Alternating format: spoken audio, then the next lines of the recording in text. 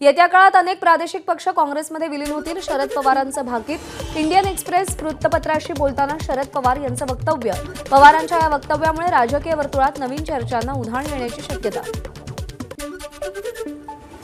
शरद पवार हे काँग्रेस विचारांचे, काँग्रेस सगळ्यांना सन्मान देणारा पक्ष. विकास हाच आमचा अजेंडा. वडेट्टीवारांची प्रतिक्रिया. शरद पवारांनी संकेत दिलेत की ते त्यांचा पक्ष त्यांना चालवणं आता शक्य होत नाही. लोकसभा निवडणुकीनंतर शरद पवार त्यांचा पक्ष काँग्रेसमध्ये विलीन करतील. देवेंद्र फडणवीसांचं शरद पवारांच्या वक्तव्यावर प्रतिक्रिया. शरद पवारांचा पक्ष काँग्रेसमयच झालाय. शरद पवार गट काँग्रेसमध्ये विलीन होईल असे सध्या संकेत. आता केवळ औपचारिकता बाकी. मुख्यमंत्री शिंदे यांची शरद पवारांच्या वक्तव्यावर प्रतिक्रिया. शरद पवारांचं विधान विशिष्ट पक्षाबद्दल नाही. अनेक प्रादेशिक पक्ष काँग्रेसमध्ये विलीन होतील असं वक्तव्य शरद पवारांनी केलं होतं.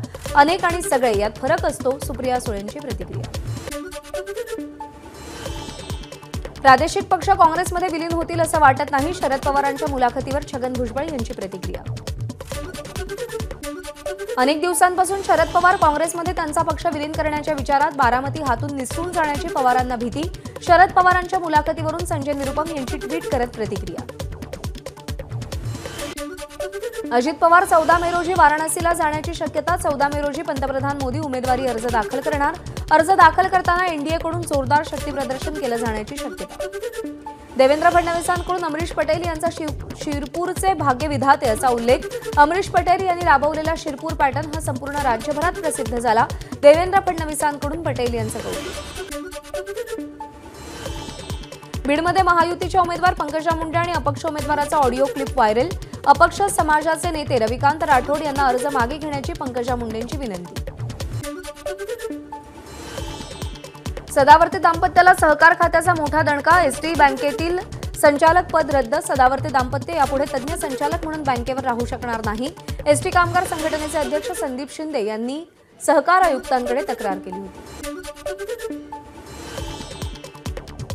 आमचं संचालक पद रद्द केलेलं नाही. बातमी खोटी असून त्या बातमीचा निषेध करतो. गुणरत्न सदावर्तेंची प्रतिक्रिया.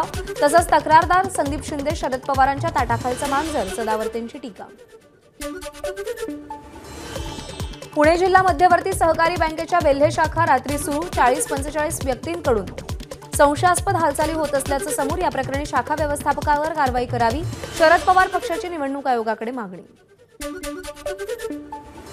नाशिक महायुतीचे उमेदवार हेमंत गोडसे छगन भुजबळांच्या भेटीला. नाशिकच्या भुजबळ फार्म कार्यालयावर दोघांची भेट. बारामतीमध्ये मतदानाच्या दिवशी अनेक गैरप्रकार. शरदचंद्र पवार पक्षाचा पत्राच्या माध्यमातून आरोप. मी तुमची बारामती या शीर्षकानं एक्स माध्यमावर पत्र पोस्ट केलंय.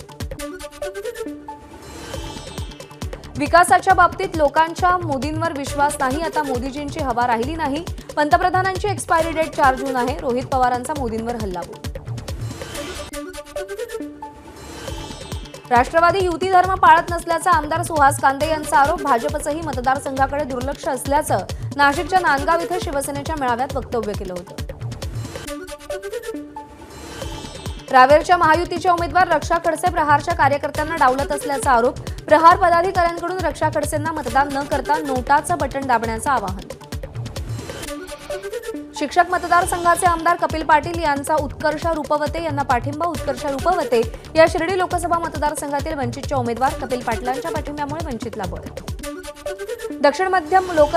मुंबई दक्षिण मध्य लोकसभेचे महायुतीचे उमेदवार राहुल शेवाळ यांनी अप्पासाहेब धर्माधिकारींची भेट घेतली. धर्माधिकारी यांच्या रेवदंडाच्या निवासस्थानी जाऊन शेवाळ यांनी अप्पासाहेबांचा आशीर्वाद घेतला. प्रत्येक मतदान केंद्रातील मतदान प्रक्रियेचं करण्यात आलेलं व्हिडिओ रेकॉर्डिंग जतन करून ठेवा. रविकांत तुपकरांची निवडणूक आयोगाकडे मागणी. प्रस्थापित विरुद्ध विस्थापित सुरू झालेल्या लढाईमध्ये आपलाच गुलाल उधळला जाईल. ओबीसी बहुजन पार्टीचे सांगली लोकसभा उमेदवार प्रकाश शेंडगे यांनी विश्वास व्यक्त केला. मतदारांचं मतदान केल्याबद्दल आभार मानले. बिगर बासमती तांदळाच्या निर्यातीला सरकारकडून परवानगी. भारतातून मॉरिशसला 14,000 टन बिगर बासमती तांदळाची निर्यात होणार. किमतीवरती नियंत्रण ठेवण्यासाठी तांदळाच्या निर्यातीवर बंदी घातली होती. बारामती लोकसभा मतदारसंघातील मतदान संपताच पुण्यातील वारजे परिसरात दुचाकीवरून आलेल्या तिघांचा हवेत गोळीबार. काल रात्री उशिराची घटना. गोळीबार करणारे आरोपी कात्रजच्या दिशेनं पसार झालेल्यांचा शोध सुरू. मुख्यमंत्र्यांच्या ताफ्यामागे जाऊ नको असं सांगितल्यानंतरही ताफ्यामागे गेल्यानं तरुणावर गुन्हा दाखल। मुख्यमंत्री रविवारी रात्री ठाण्याहून मुंबईला येत असतानाची घटना।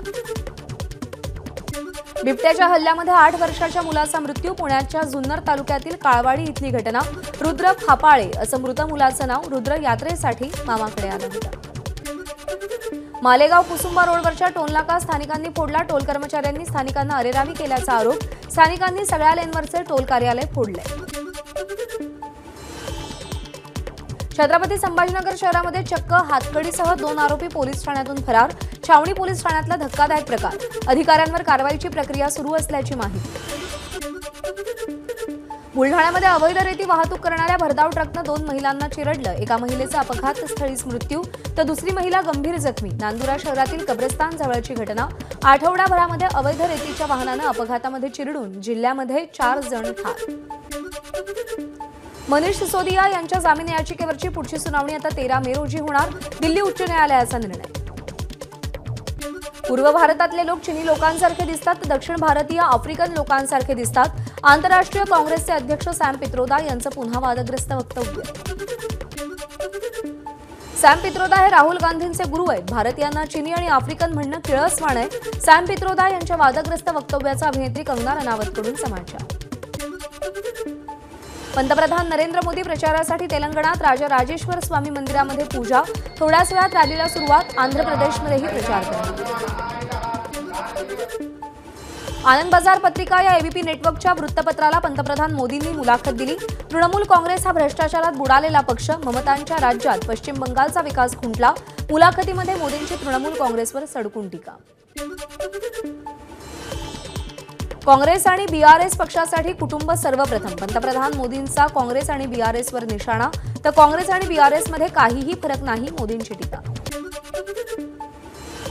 गेल्या 5 वर्षात काँग्रेसचे शहजादे सतत अंबानी अदानींवर बरेच आरोप करत होते, पण जशा निवडणुका जाहीर झाल्या तसं राहुल गांधींनी त्यांना शिव्या देणं बंद केलं।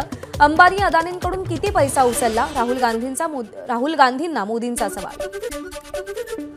प्रियंका गांधी 12 दिवस अमेठी आणि रायबरेलीमध्ये टळ ठोकून। प्रियंका गांधींच्या दररोज 20 बैठका होणार।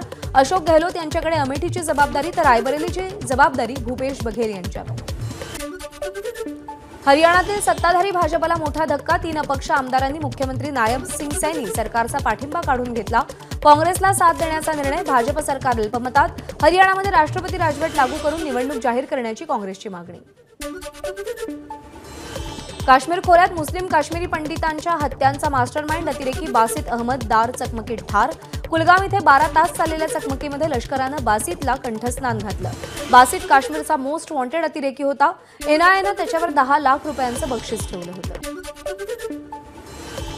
अंडरवर्ल्ड डॉन दाऊद इब्राहिमच्या जवळच्या ड्रग्ज विक्रेता डोला सलीम विरोधात लुकआउट नोटीस जारी। सांगली जिल्ह्यामध्ये कोट्यवधी रुपयांची ड्रग्ज सापडल्याप्रकरणी मुंबई पोलिसांची कारवाई। एअर इंडियाचे काही कर्मचारी सामूहिक रजेवर गेल्यामुळे एअर इंडियाची 78 उड्डाणं रद्द।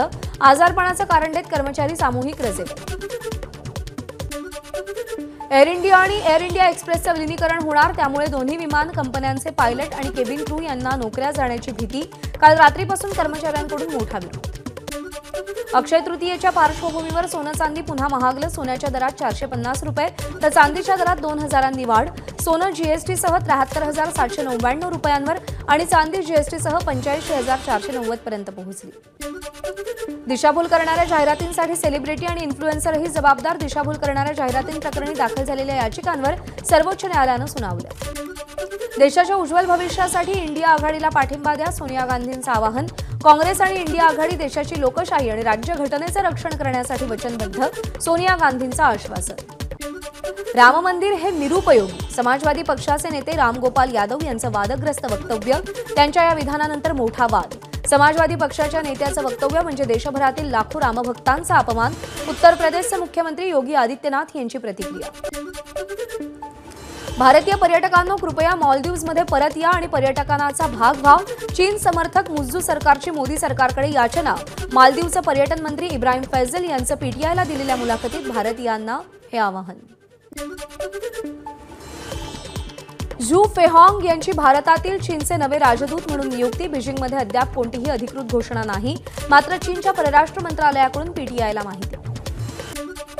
आता ट्विटरवरही स्टोरी शेअर करता येणार. इंस्टाग्राम, फेसबुकवरची स्टोरी 24 तासानंतर दिसत नाही. मात्र ट्विटरचं स्टोरीज फीचर थोडं वेगळं असेल. एबीपी माझा, उघडा डोळे बघा नीट.